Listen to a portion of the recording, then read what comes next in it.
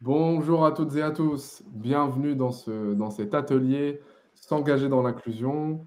Alors vous êtes plus de 100 connectés, vous êtes nombreux ce matin. N'hésitez pas dans le chat à vous présenter, à indiquer vos prénoms, vos noms, votre fonction. On va tout de suite lancer un sondage pour un petit peu apprendre à se connaître, pour à peu près savoir qui vous êtes. Est-ce que vous êtes une entreprise classique? Est-ce que vous êtes une entreprise une structure de l'inclusion ou est-ce que vous êtes autre? Alors dans le autre, n'hésitez pas à nous dire qui vous êtes. Exactement. Voilà. Sans plus tarder, alors vous êtes dans un espace virtuel, vous avez l'onglet chat pour discuter entre vous et vous avez l'onglet questions juste à votre droite. Vous allez pouvoir poser toutes vos questions durant cet atelier, à l'ensemble de nos invités ici présents, que nous allons commencer dès maintenant par présenter. Alors, le thème, c'est s'engager dans l'inclusion. Florian Entré, bonjour. Vous êtes responsable des opérations et des programmes de la communauté des entreprises s'engagent. Est-ce que vous pouvez nous en dire un petit peu plus sur vous et sur les entreprises s'engagent? Merci Sofiane. Oui, effectivement, bonjour à tous et à tous. Je suis Florian Autré, je suis responsable des programmes et des opérations pour les entreprises s'engagent. J'ai rejoint le groupement d'intérêt public il y a à peu près 1 an et mon rôle, c'est de créer toutes les thématiques d'engagement qu'on va porter dans la communauté et de faire le lien du coup avec l'ensemble des solutions et les opérateurs qui vont pouvoir apporter des solutions sur chaque engagement que les entreprises vont pouvoir prendre avec nous. Merci Florian et bienvenue encore une fois. Euh, on va donner la parole maintenant à Alice. Alice Delaporte, vous êtes chargée de projet au sein du campus de l'inclusion. Alors, le campus de l'inclusion, c'est quoi? Bonjour à tous. Le Campus des Inclusions, c'est une association qui accompagne les entreprises qui souhaitent s'engager pour favoriser l'accès à l'emploi des personnes en situation d'exclusion. On aura l'occasion de s'en dire plus tout à l'heure. Merci beaucoup.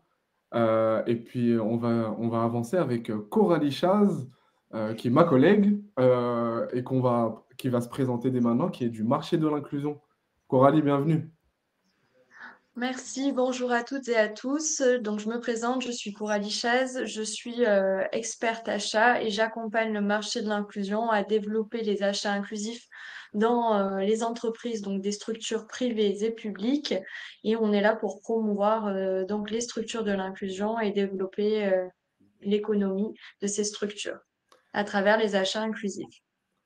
Et puis moi, en quelques mots, donc je m'appelle Sofiane Zekri, comme écrit dans le live, et je m'occupe du déploiement et de l'animation du marché de l'inclusion. Dans le sondage, on a eu plus de 68 réponses. Alors, à majorité écrasante, il y a beaucoup de personnes, de représentants de structures de l'inclusion, et puis de personnes autres. Donc, on a des chargés de mission entreprise, on a des responsables RH, on a des travailleurs sociaux et chargés d'insertion. Voilà, pour avoir un petit peu, prendre un petit peu la température sur les personnes qui nous regardent et qui prennent de leur temps pour nous regarder. On va avancer dans cet atelier.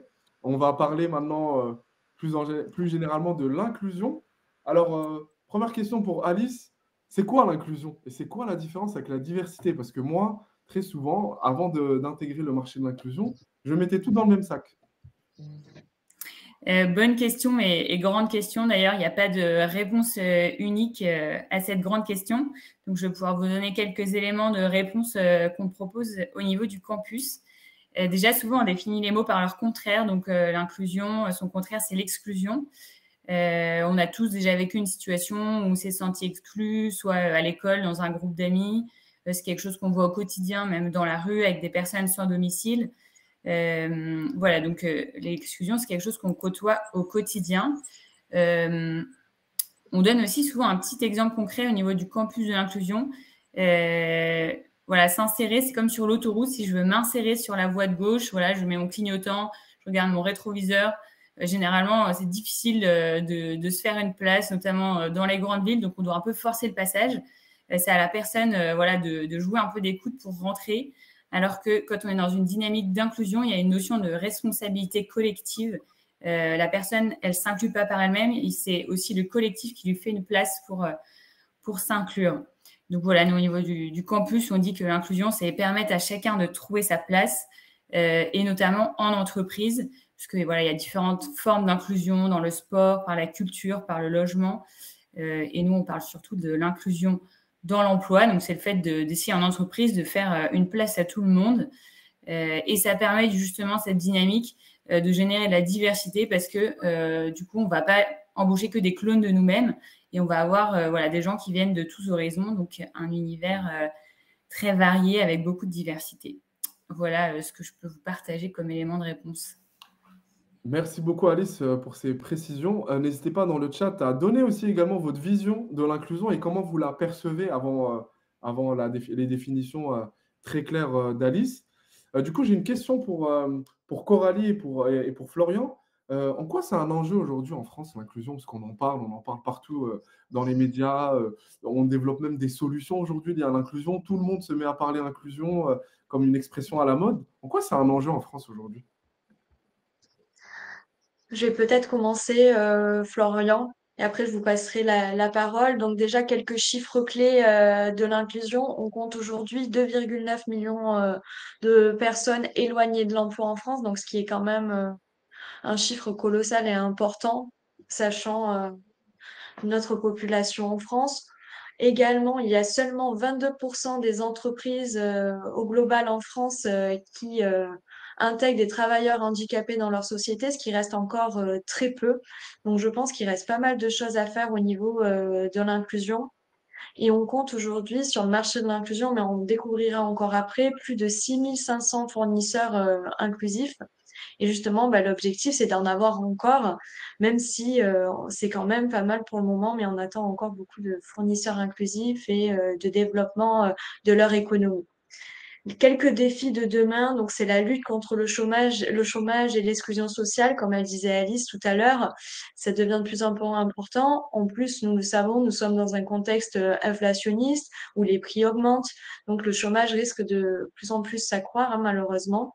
Donc c'est très important de faire face à l'inclusion aujourd'hui à travers différentes stratégies, pardon, que ça soit les achats, les structures inclusives, le développement des compétences à travers le campus, etc.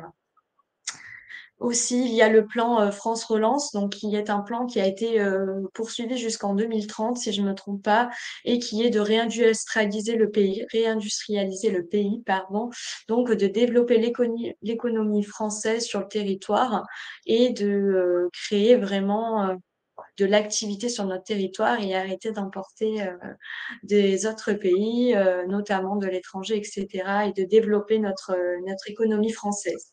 Et le dernier, donc plutôt orienté achat, on parle souvent du plan national des achats durables, à savoir qu'en 2026, il est attendu dans les codes de la commande publique que les marchés doivent intégrer 30% de leur marché de considération sociale. Donc, on voit que ça devient vraiment une obligation et que ça commence à se transformer même au niveau politique. Merci Coralie pour Je cette... passe la main à Florian, du coup, Voilà, sur votre très bien, avis sur les enjeux de l'inclusion. magnifique. Super, merci Coralie. Oui, non, mais effectivement, enfin, je pense que les entreprises, déjà, elles ont un rôle à jouer sur le sujet de l'inclusion, un rôle majeur. On parlait d'accès à l'emploi, bah, les entreprises, enfin, elles sont en première ligne sur justement l'accès à l'emploi, donc elles ont ce rôle, je pense, de faire évoluer aussi leurs pratiques de recrutement et leurs pratiques managériales pour inclure finalement l'ensemble des personnes, des travailleurs enfin, dans leur écosystème. Autant interne que externe, effectivement, avec les achats, où en fait les pratiques aussi, elles évoluent et on va de plus en plus vers des achats dits inclusifs avec des structures aussi de l'inclusion. Donc tout ça, enfin, finalement, le rôle de l'inclusion, il est primordial dans l'entreprise. Et on va avoir aussi que les entreprises vont pouvoir s'adapter à leurs collaborateurs, aux différentes spécificités des collaborateurs, dans la diversité, parce qu'en fait, finalement, l'inclusion, c'est s'adapter aussi à l'autre. Le rôle de l'adaptation dans l'inclusion, il est primordial. Comme le disait Alice avec son exemple de l'autoroute, il faut que chacun puisse s'adapter, donc dans les deux sens, à la fois l'entreprise qui s'adapte aux collaborateurs et le collaborateur qui s'adapte aux pratiques de l'entreprise. Donc, c'est un rôle essentiel. Je pense qu'aujourd'hui, nous, dans la communauté, on reviendra après sur les entreprises s'engagent, mais on a 80 000 entreprises engagées qui comprennent justement le rôle qui s'engagent à nos côtés et qui comprennent le rôle de l'inclusion et c'est vraiment le premier levier qu'on a dans les entreprises s'engagent, c'est l'inclusion pour tout type de public, donc le handicap, bien évidemment, mais aussi les jeunes, les personnes réfugiées. Enfin voilà, on porte tout un tas de dispositifs qui vont dans ce sens d'inclusion et d'inclure vraiment l'ensemble de la population. Merci beaucoup, Florian, pour ces compléments d'information. Donc, on a bien compris, il y a différents enjeux aujourd'hui en France autour de l'inclusion et j'imagine qu'on peut créer différents impacts. Est-ce qu'on peut ici donner autour de cette table quelques impacts? Prenons par exemple avec Coralie l'impact des achats. En quoi aujourd'hui on peut faire de l'inclusion par les achats? Alors, déjà, c'est vrai que on va dire l'impact social a été très mis de côté. Donc, on parle souvent de RSE, on parle de plus en plus de RSE, de développement durable. On a beaucoup parlé d'empreinte carbone, mais maintenant, on voit vraiment une différence et l'impact social devient vraiment important parce qu'il faut pas oublier que les achats responsables, la RSE, il y a quand même un pilier social qu'on oublie parfois selon les activités, mais qui quand même reste très important. Les achats travaillent avec de l'humain, on est constamment en relation avec des fournisseurs, donc on a aussi un enjeu social sur ce point-là. Et on le voit de plus en plus. Et comme je disais, ben voilà, on a des considérations sociales à prendre en compte. On doit intégrer dans nos appels d'offres des critères au niveau social, des clauses d'insertion. On essaie de mettre de plus en plus d'éléments pour intégrer ce pilier social et participer aussi à l'inclusion des personnes qui sont éloignées de l'emploi. Merci beaucoup, Coralie. Et du coup, donc là, on a vu la partie achat. Côté campus de l'inclusion et les entreprises s'engagent, comment on arrive comment on peut justement, quel impact on peut créer autant qu'entreprise ou en tant qu'administration publique ou autant que TPE, PME, association, etc. Je vais donner d'abord la parole à Alice, puis à Florian. Eh bien, les impacts sont vraiment multiples. Nous, on échange beaucoup donc, avec toutes les entreprises qu'on accompagne. On les aide notamment à mesurer le nombre de personnes qui sont impactées par leurs actions. Et ce qu'on peut voir à l'inverse aussi, c'est que les entreprises qui s'engagent dans l'inclusion, il y a d'énormes bénéfices qui rejaillissent. Alors, pour en citer que 3, et ben, en fait, l'inclusion, ça sert la performance et une performance qui est durable. On peut voir, par exemple, que voilà, le fait de recruter autrement, recruter des personnes de raisons variées, mais en fait, ça stimule l'innovation. Il y a beaucoup plus de créativité parce que des personnes qui viennent voilà, avec des bagages qui sont très différents. Je me souviens notamment d'une entreprise, par exemple, de logistique qui avait intégré des personnes qui ne maîtrisaient pas la langue française. Donc, ils avaient mis en place des process de logistique visuelle. Et en fait, ça avait amélioré la qualité globale de l'entreprise en permettant d'inclure ces personnes. Un autre impact très fort, c'est aussi que ça va fidéliser, attirer les talents. On est dans une période où il y a des grosses difficultés de recrutement pour toutes les entreprises. Et bien, le fait d'avoir l'inclusion, ça crée en fait un enthousiasme collectif, ça donne envie.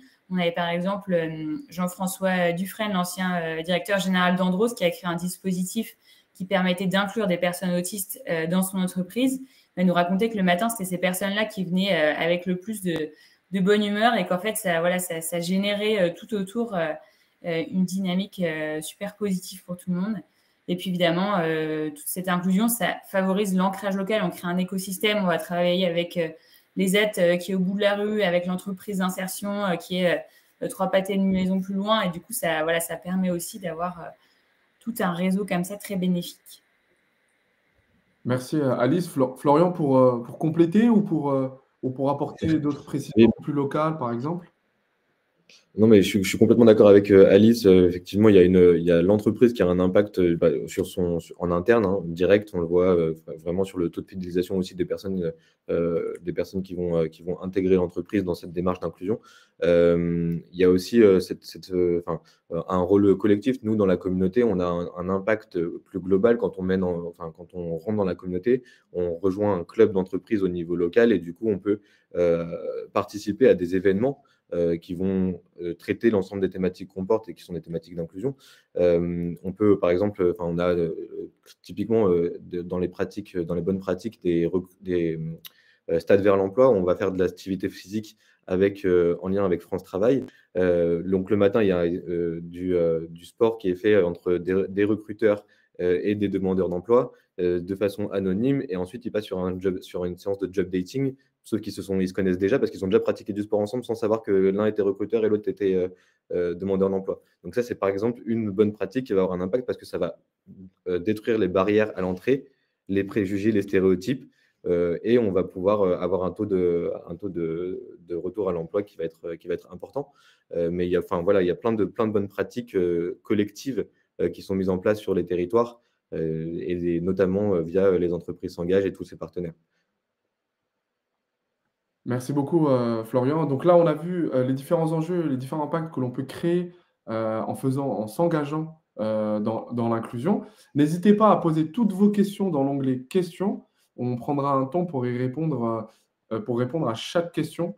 Et n'hésitez pas juste à mentionner peut-être les personnes à qui vous souhaitez poser cette question, si vous souhaitez poser la question, par exemple, aux entreprises s'engagent ou au campus de l'inclusion, et enfin au marché de l'inclusion. On va passer aux solutions. Comment s'engager dans l'inclusion de façon très pratico-pratique, j'ai envie de dire. On va commencer avec Florian et la communauté des entreprises s'engagent. Est-ce que tu peux nous présenter de façon vraiment pratique comment, pour quelqu'un qui ne connaît absolument rien aux entreprises s'engagent, comment on fait pour rejoindre cette communauté?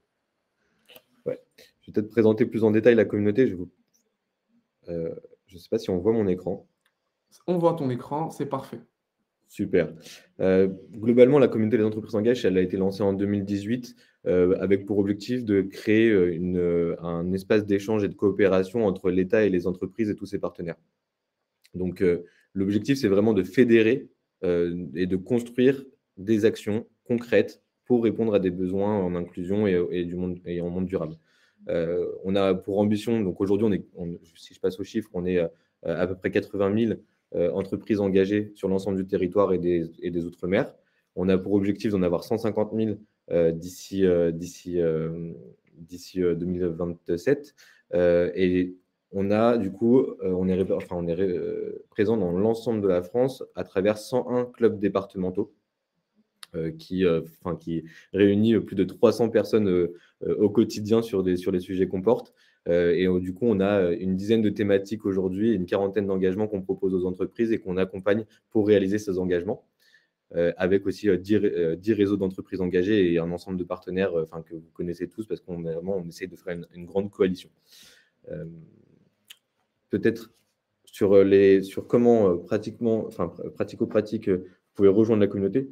C'est assez simple. On a une plateforme qui est disponible qui est sur lesentreprises-s'engagent.gouv.fr, où on peut cliquer sur rejoindre la communauté, où vous pouvez scanner le QR code qui s'affiche sur votre écran. On vous demande un numéro de tirette et des informations très très simples à mettre en place, à avoir, et vous pouvez rejoindre la communauté directement. Vous serez automatiquement affilié à un club départemental et vous pourriez prendre les engagements que vous voulez sur l'ensemble des thématiques qu'on porte, que vous pouvez voir affichées là, qui sont jeunes, handicap, sobriété énergétique, le sport, les quartiers prioritaires, les personnes réfugiées, les personnes placées sous main de justice, les réfugiés ukrainiens, et les achats inclusifs, comme on en parlait tout à l'heure. Donc voilà, on a créé un parcours qui est simplifié, qui permet de prendre ses engagements, de trouver les solutions pour répondre aux objectifs qu'on va se fixer, et à la fin de l'année, de pouvoir faire un bilan des actions qu'on a réalisées. Tout ça de façon numérique. Aujourd'hui, par exemple, si vous voulez si vous avez pour ambition de prendre 3 jeunes en alternance, vous allez cliquer sur jeunes, cliquer sur je veux prendre des alternants, j'ai pour objectif d'en avoir 3. Nous, on va pouvoir répondre à cet objectif-là en vous accompagnant, soit en vous mettant en lien avec des outils numériques comme par exemple la bonne alternance, soit via les clubs locaux en participant à des actions sur le terrain pour trouver des jeunes qui cherchent des alternances. Donc, ça peut être des job dating, ça peut être, comme on a dit, par exemple, des recrues tombeuses qui vont être des job dating inversés ou tout autre dispositif qu'on a sur le territoire. Donc, j'en parlais justement, les clubs départementaux, on en a 101. Donc, forcément, vous avez un club départemental là où vous vous situez, là où votre entreprise se situe. Elle est animée par 3 personnes. Une personne qui va être un animateur, qui va être d'une structure locale. Ça peut être une CCI, un MEDEF, voilà, une CPME, etc. Et du coup, elle va porter le club Les Entreprises s'engagent et va vraiment animer tout un tas d'événements sur le territoire et vous accompagner au quotidien pour réaliser vos ambitions. On a aussi un référent État qui va être une personne issue des DETS, donc des services déconcentrés du ministère du Travail. Et enfin, un leader ou plusieurs leaders qui vont être des chefs d'entreprise très engagés qui ont une réalité du terrain et qui vont vous aider à passer aussi à l'action.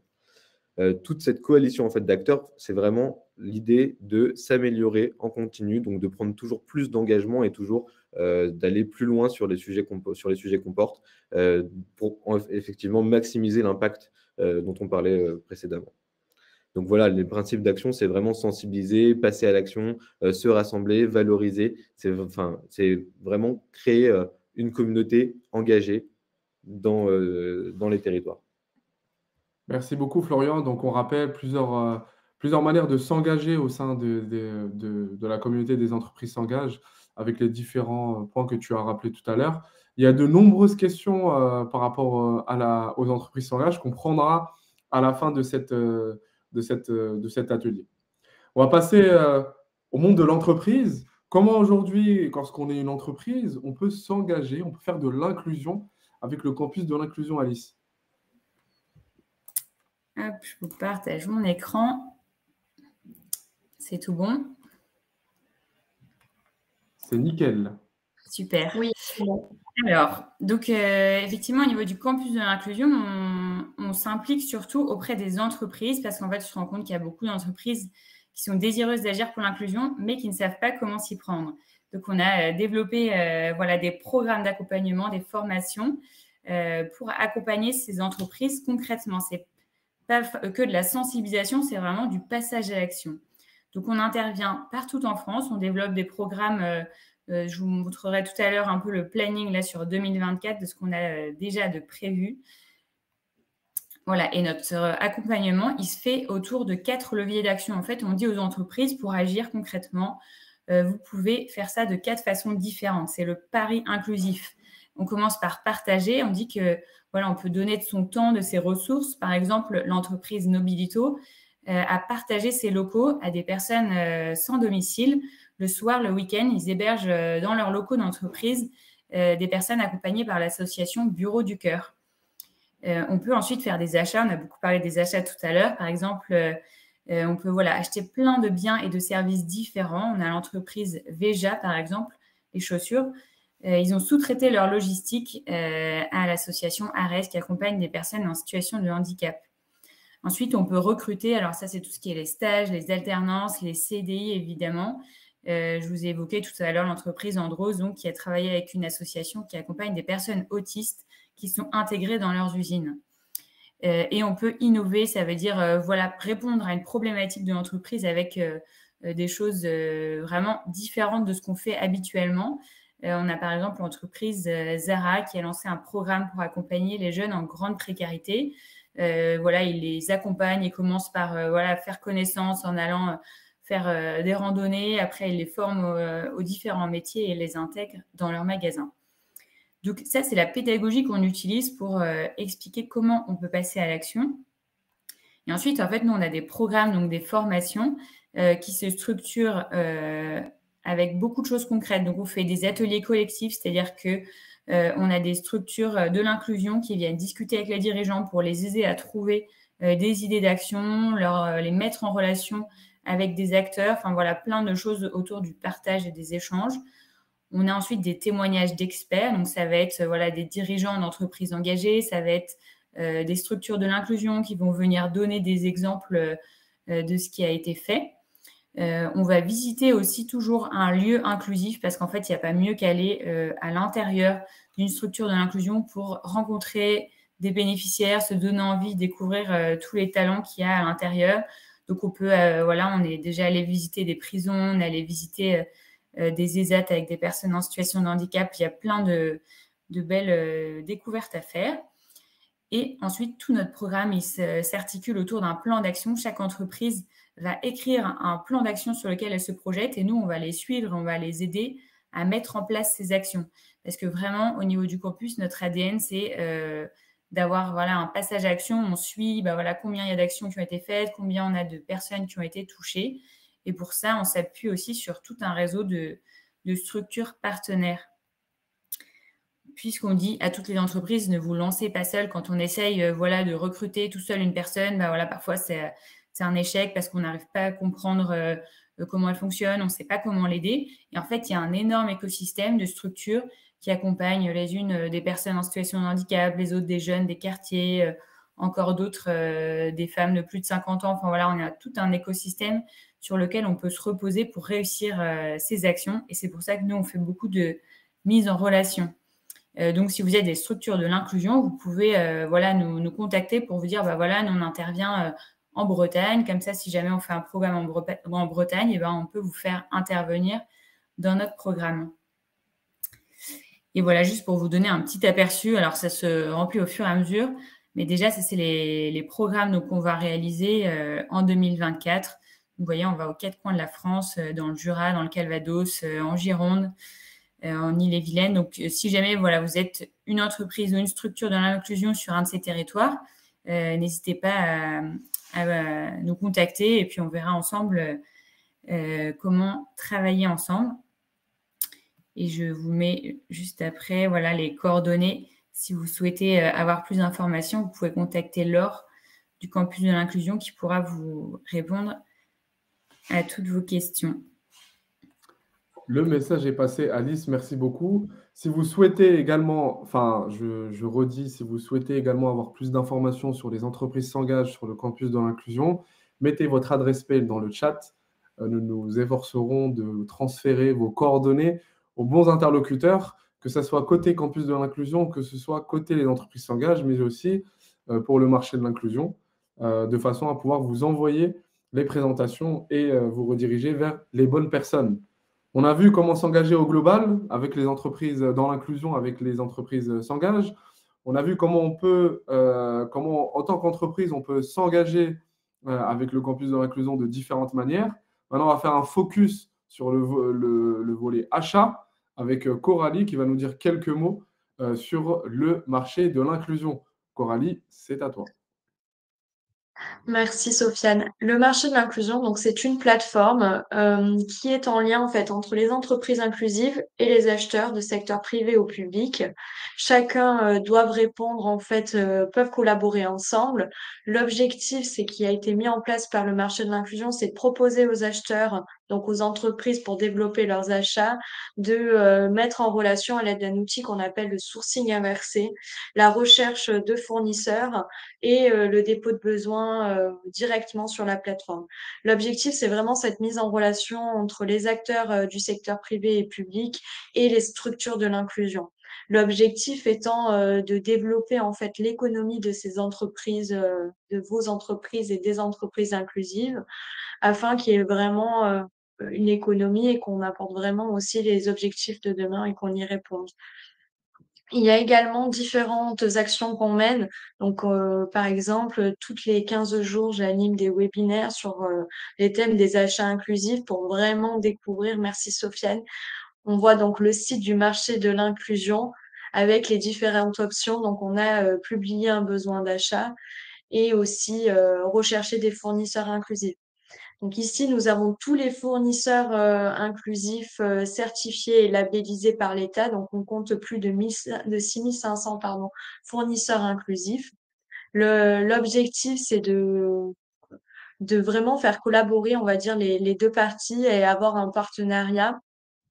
Ce qui est important aussi pour les structures inclusives, c'est vraiment de participer et d'essayer de répondre aux besoins lorsque c'est possible, car ça peut vous apporter des marchés sur plusieurs années. À savoir, quand vous avez un dépôt de besoin par des entreprises publiques, parfois ça peut être des achats sur 3, 4, 5 ans, ce qui peut sécuriser votre chiffre d'affaires et par conséquent développer votre chiffre d'affaires et votre économie et la sécuriser pour pouvoir recruter, innover, faire des investissements, etc. Là, Sofiane, donc, il est en train de nous montrer effectivement comment se présentent donc, les fiches fournisseurs sur le marché de l'inclusion avec toutes les données. Donc, effectivement, nous avons accès à toutes les données légales des fournisseurs, ce qui est quand même pratique parce que lorsqu'on réalise un sourcing classique, on n'a pas toutes ces données-là, on est obligé d'aller les chercher. Donc là, le marché de l'inclusion regroupe toutes ces données afin de permettre aux acheteurs et aux entreprises d'y accéder rapidement. Donc, on a vraiment cette capacité sur cette plateforme d'avoir toutes ces informations. Vous pouvez rechercher donc par rapport au périmètre, au secteur d'activité, le type de structure que vous souhaitez, avec lequel vous souhaitez travailler, donc les entreprises adaptées, les entreprises, les ESAT, etc., les associations. Vous pouvez sélectionner quel type de structure. Également, les types de prestations, le territoire, si vous souhaitez que ça soit sur la France entière, sur un territoire particulier, un département, une ville. Et ensuite, vous pouvez vraiment spécifier ce que vous souhaitez avoir. On a mis dans le détail, mais ça peut être de manière plus générale avec le périmètre, la région, mais également les secteurs d'activité. À savoir qu'il y a un secteur d'activité c'est très vaste. Vous pouvez avoir différents secteurs d'activité. Donc, celui le plus connu, effectivement, nous, dans les achats, je parle, bien sûr, c'est souvent les espaces verts, etc. Mais on a tout autre secteur d'activité présent sur le marché de l'inclusion. Et nous avons un dernier outil qui s'appelle donc publier le besoin et qui permet en fait aux acheteurs de publier leurs besoins donc de manière très rapide et très facile. Donc on le dit et puis on fait la démonstration très souvent en 5-10 minutes et qui permet à chacun d'avoir ce recensement du besoin et vous, en tant qu'entreprise inclusive, d'aller voir et plus d'avoir souvent des appels ou de recevoir par mail, mais d'avoir toute cette demande d'achat via le marché de l'inclusion. On a une équipe qui est dédiée également sur l'accompagnement de A à Z pour suivre justement donc vous, les entreprises inclusives, mais également les acheteurs, pour que cette mise en relation puisse être effectuée dans la plus simple des manières et que vous soyez accompagnés sur toute l'étape du processus achat. Il y a également d'autres solutions que nous proposons. On propose également la valorisation des achats inclusifs, calculer combien d'emplois vous avez permis de créer grâce à vos achats inclusifs.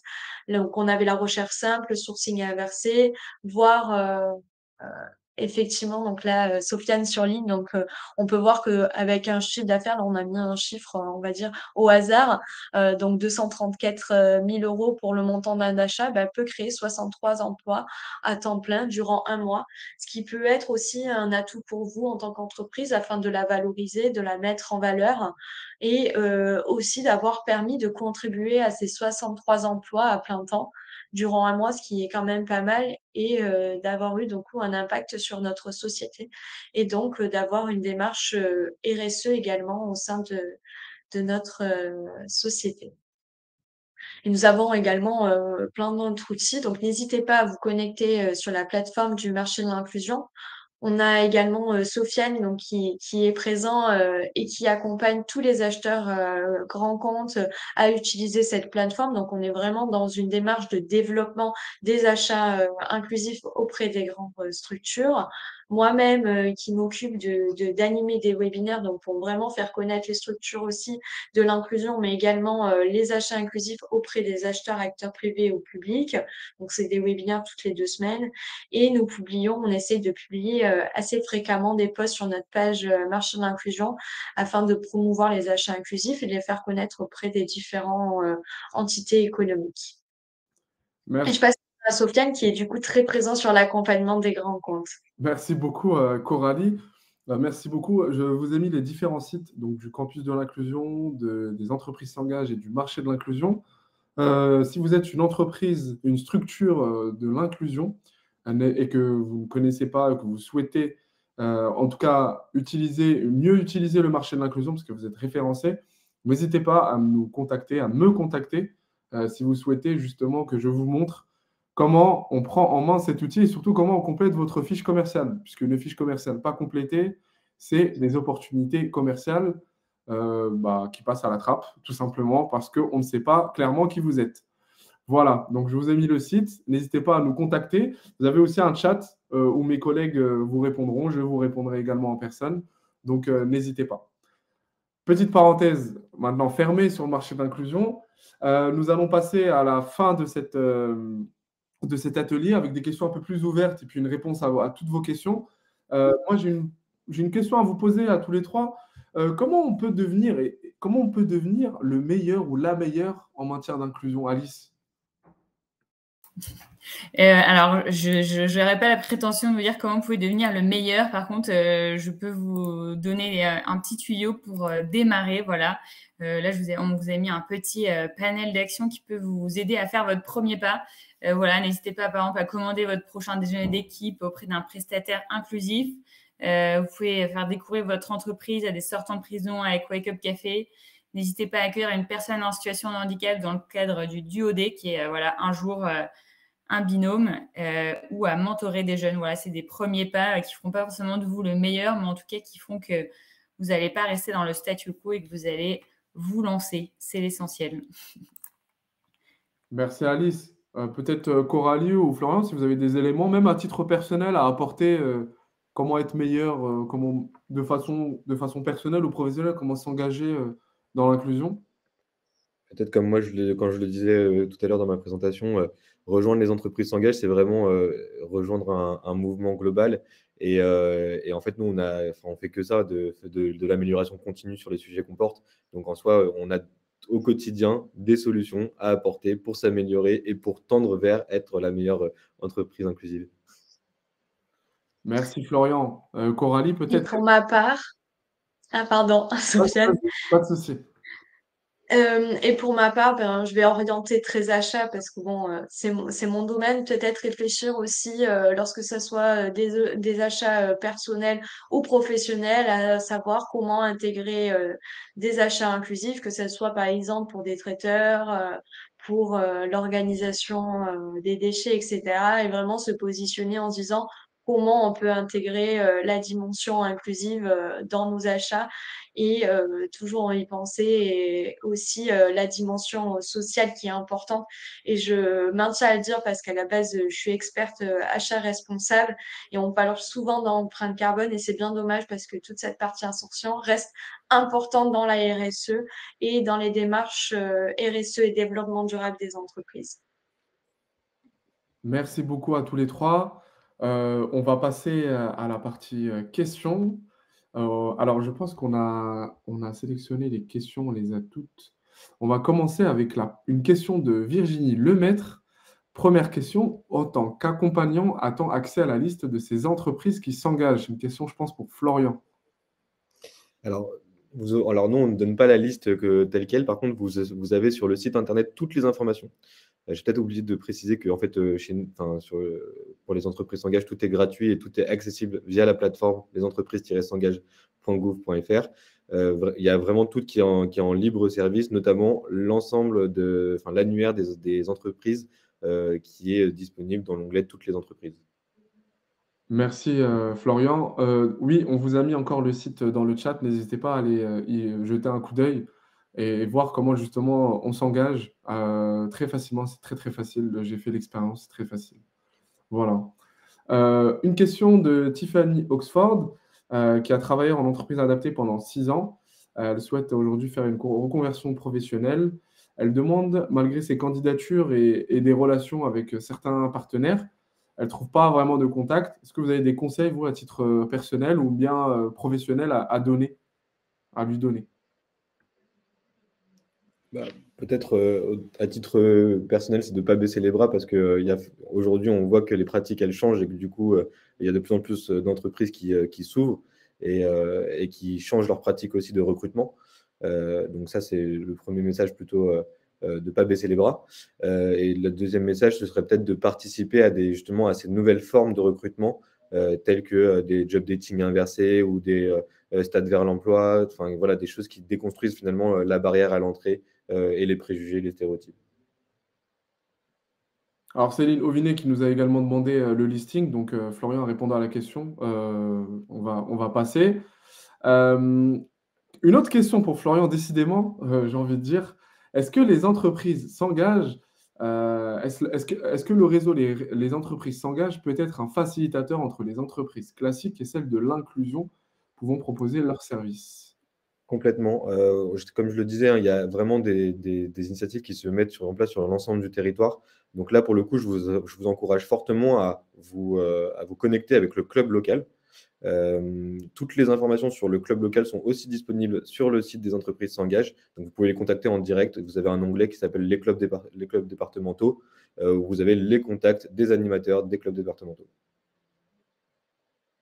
Merci. Question de Rosanna Vera pour Florian également, encore une fois.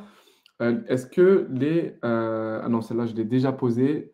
Est-ce que les SIAE, pardon, non, je ne l'ai pas posée. Est-ce que les SIAE peuvent rejoindre la communauté des entreprises s'engagent? Et comment se rapprocher des clubs?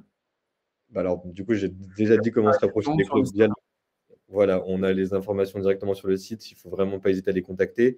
Du coup, ce sera alors les SIAE peuvent entrer dans le club en tant que partenaire du club et du coup co-construire des événements sur le territoire. Également une question peut-être pour le campus de l'inclusion et les entreprises s'engagent. Est-ce que vous avez une visibilité sur la sensibilisation des organismes de formation sur l'inclusion en général? Alors, je ne sais pas si tu veux répondre, Alice, mais c'est légalement, ils sont obligés de tendre vers ces sujets-là. Ils sont obligés d'avoir des référents aussi sur les sujets, notamment sur le sujet du handicap. Donc, je pense que ça coule de source. Moi, je dirais juste que sur plusieurs programmes régionaux, on avait effectivement souvent des organismes qui venaient participer à notre programme parce que voilà, ils ont plein d'actions possibles, effectivement. Également une question à vous deux. Est-ce qu'il n'y a pas un télescopage entre les entreprises s'engagent et le campus de l'inclusion? Question de Romain Bouvier. C'est une très bonne question. Je vous laisse répondre. Allez-y. Non, mais on est partenaires de longue date et on a même quasiment les mêmes fondateurs avec les entreprises s'engagent. Donc, par exemple, nous, au niveau du campus, quand on a souvent des clubs départementaux qui nous ont dit, nous, on est le club de l'Aude, on voudrait lancer un campus de l'inclusion. Et du coup, on travaille avec les clubs justement pour monter ces campus. Eux, ils recrutent les entreprises qui vont participer au programme. Et puis, nous, on compose tout ça. Question de... on est un outil et les entreprises s'engagent, c'est plutôt un club, un réseau. Le campus de l'inclusion fait partie des outils qu'on propose au sein des entreprises s'engagent. Super, merci. Question de Virginie Durand. Est-ce que les services d'insertion des départements qui portent l'accompagnement des BRSA peuvent-ils être intégrés aux comités départementaux des clubs des entreprises s'engagent, pardon? Alors là, encore une fois, il faut vraiment se rapprocher du club départemental. Pour le coup, c'est plutôt participer à la construction et aux futures constructions du club. Les clubs se gèrent et font des feuilles de route avec des événements qui sont programmés, etc. Et ils sont vraiment en demande et à l'écoute de tout ce qui se passe sur le terrain. Donc, je vous encourage fortement à parler avec eux, à échanger avec eux. Et on te demande également, Florian, s'il est possible de faire des séances d'information auprès de territoires ou d'entreprises qui sont réticentes et comment vous faites pour les convaincre? C'est une question aussi pour le campus de l'inclusion, je pense. Allez-y. Je ne sais pas si tu veux répondre, Alice. Après, de toute façon, on peut forcer personne. Donc, le tout, c'est de trouver la technique pour commencer à aborder. Après, oui, il existe des programmes de sensibilisation. Donc, par exemple, on a des formules courtes en 2 heures pour ouvrir, disons, les horizons. Après, il faut tisser souvent un partenariat. L'inclusion, c'est quelque chose aussi qui prend du temps et il faut être patient. Et puis une question. Ouais, vas-y. Pour les s'engagent, on est vraiment là pour faire de la coopération. Donc en soi, on va chercher les entreprises, on les aide à s'améliorer. Donc en soi, on travaille aussi avec un ensemble de partenaires qui sont des grands réseaux d'entreprises. Donc souvent, tout ce qu'on porte, ça fait écho à ce que vivent les entreprises et donc du coup, elles viennent aussi naturellement. Et sinon, les animateurs aussi ont ce rôle d'aller chercher les entreprises pour les aider à s'améliorer dans leur pratique. Une question, merci beaucoup Florian et Alice. Une autre question pour vous, je pense. En tant que CIP, comment je peux me perfectionner dans le monde de l'entreprise? Comprendre leurs besoins, langage et culture. Alors peut-être c'est aussi une question pour le marché de l'inclusion. Moi, je vais peut-être répondre après. Allez-y. Donc je répète la question. En tant que CIP, comment puis-je me perfectionner sur le monde de l'entreprise? Leurs besoins, langage et culture. Est-ce que le campus de l'inclusion vous formez sur ces sujets-là, par exemple? Alors non, effectivement, nous, on ne forme pas les chargés d'insertion. Par contre, ce que je peux recommander, c'est d'essayer de pouvoir visiter des entreprises. C'est vraiment quelque chose d'hyper précieux, de les rencontrer. Il y en a parfois qui peuvent être d'accord, par exemple, pour que vous passiez une journée dans leur entreprise pour participer à des réunions et vous immerger. Comme vous connaissez les PMSMP pour les personnes accompagnées, de la même façon, ça peut être précieux, je pense, d'aller vraiment voir de l'intérieur. C'est exactement ça, c'est exactement ce que j'allais dire, c'est participer au maximum à tous les dispositifs qui existent. Et effectivement, la visite d'entreprise, c'est quelque chose qui fonctionne très bien et qu'on a aussi qu'on a aussi dans les clubs départementaux avec les entreprises qui sont engagées sur le territoire. Je pense que vous avez tout dit. Je n'ai pas ajouté de choses en complément finalement. Une dernière question de Virginie Durand, qui je pense s'adresse à nous. Quitte de toutes ces informations, une fois que votre groupement d'intérêt public n'existera plus, ne sera plus financé, car vous n'êtes pas un organisme de la fonction publique. Alors moi, je vais répondre à titre au nom de la plateforme de l'inclusion. On continuera d'exister si vous le continuez à utiliser. Donc, soyez là, restez toujours connectés, utilisez nos différents services et nous continuerons d'exister aussi longtemps que les problèmes ne seront pas résolus. Je ne sais pas si Alice ou Florian, je ne sais pas si ça vous concerne, mais... Nous aussi, on est un groupement d'intérêt public et je pense que tu as tout dit, Sofiane, c'est tant qu'il y aura ce besoin et tant que la communauté grandira et sera active, on existera. Super. Eh ben, ceci clôt notre atelier. Merci beaucoup. On a pris en compte vos différents mails. On vous enverra les différentes présentations. Et surtout, n'hésitez pas à revenir vers nous si vous avez des questions, des compléments d'information. Merci d'avoir joué le jeu. Merci pour votre présence. Et on vous dit, au nom de tout le monde, à très bientôt. Bonne journée. Très bonne journée. Merci à toutes et à tous. Merci, bonne journée. Merci, au revoir. Au revoir.